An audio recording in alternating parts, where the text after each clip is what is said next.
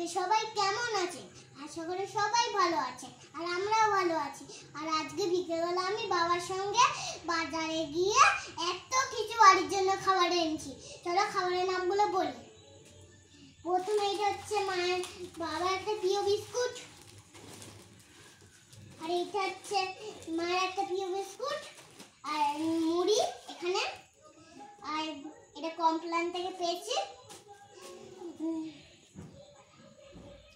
আর এটা হচ্ছে মায়ের গ্রিন টি এইটা, আর মা বাবা এটা চানাচুর দিয়ে মুড়ি খায়, আর এটা মায়ের মধু, আর এটা বেসন, আর এটা কি জানো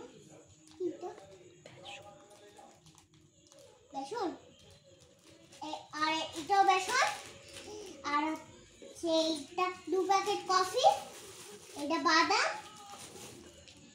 আর এটা হচ্ছে আর কি জানো ছিল, আর হচ্ছে কমপ্লান থেকে এইটা আমি পেয়েছি, আর এই চিপসটাও পেয়ে আমি